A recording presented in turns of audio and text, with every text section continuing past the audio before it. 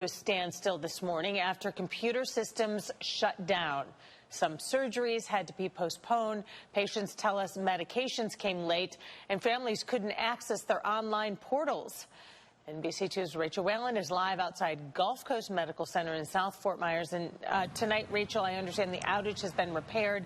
What did Lee Health say caused it? This all started with a power outage at Lee Memorial Hospital. That outage triggered a safety switch, which affected the hospital's AC systems. And much like your phone, when the data center got hot, everything came to a stop.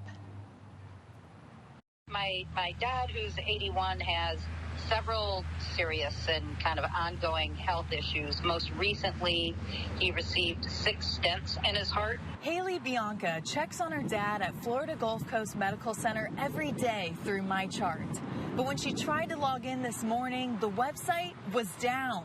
And then I ended up getting a text from my dad from his cell phone saying, systems are down, no meds, no movement. A couple hours later, Lee Health tweeted it was experiencing a technical issue affecting some of its IT systems. They said they were addressing the issue and apologized for any inconvenience. But that didn't answer any questions for Bianca. So I don't know, what is their emergency protocol? What was happening at the hospital with everything being down, with nobody being able to check in and them not being able to give out meds. Thankfully, hospitals do have protocols for this kind of thing. Dr. Ian Gonsenhauser is a chief medical officer at Lee Health. When things like this happen, we want to make sure that we can provide the safest, most effective, and efficient care that we can. Sometimes that means sort of tuning down, dialing down how many things we're choosing to do. For instance, rescheduling surgeries that aren't urgent, something Lee Health is working to do right now.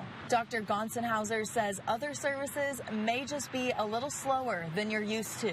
When there's a disruption to the typical workflow, it takes people a little bit of time to just adjust to that new workflow. So you may see communication that's not as efficient as what we're used to. Might take a little bit longer to get medications to the bedside or to get results from testing back to that patient. After our phone call with Bianca, she said her father received his medication and is doing just fine.